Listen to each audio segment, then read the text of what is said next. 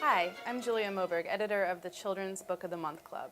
And today I'm here with A.M. Robinson, author of the new book, Vampire Crush. Hi, welcome. Thank you so much for being here. Well, thanks for having me. In Vampire Crush, you have your main character, Sophie, and she aspires to be the editor of her school newspaper.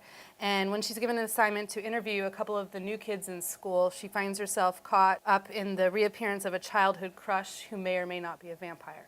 Now, how did you keep the romantic momentum going between Sophie and James, given the circumstances?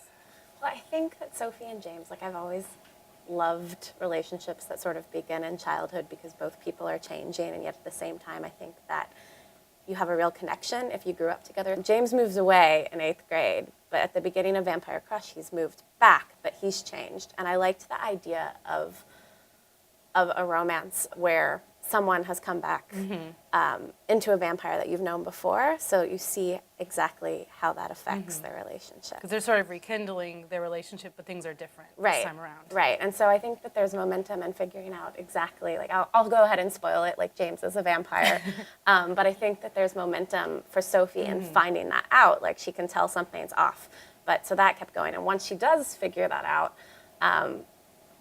I like to see how sort of they work together to solve the problems. I'm always big on people in relationships being able to work together to solve their problems as opposed to one person saving the other person. So.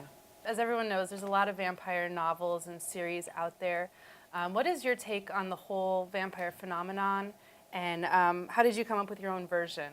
Were you always a fan of vampire fiction? Yeah, actually, when I was a teenager, I was really into the Vampire Diaries back before it was released after the Twilight phenomenon.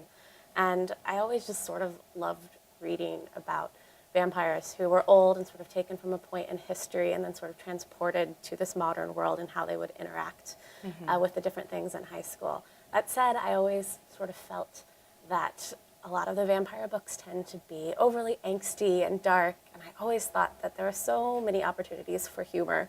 Well, I found Vampire Crush to be extremely funny.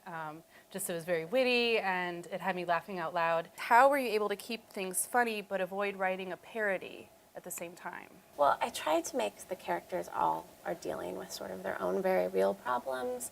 For example, we have your traditional teen vampire characters, we have sort of the kooky Victorian vampire who is obsessed with teen magazines. We have the arch vampire villain who has a secret plan, but at the same time, they all are dealing with very real issues. Violet, the Victorian vampire, is dealing with a breakup that she's not too happy about. Sophie herself, I think, has very real things that she's striving towards. She really wants to be the editor of our high school newspaper.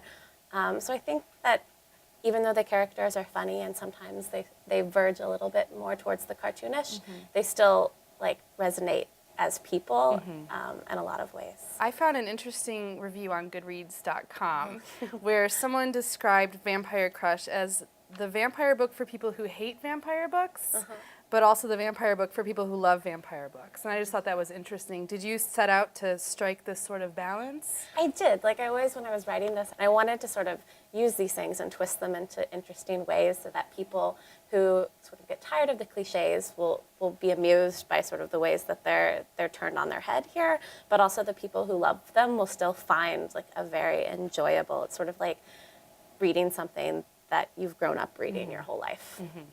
Great. What's the most exciting thing about being a published author now?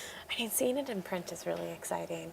I think when I was writing it, it didn't really feel real, and then all of a sudden I got the manuscript and it had page numbers on it, and that was the moment when I was like, oh man, my book has official page numbers and design at the top. Yeah. And it was just, wonderful feeling. Yeah.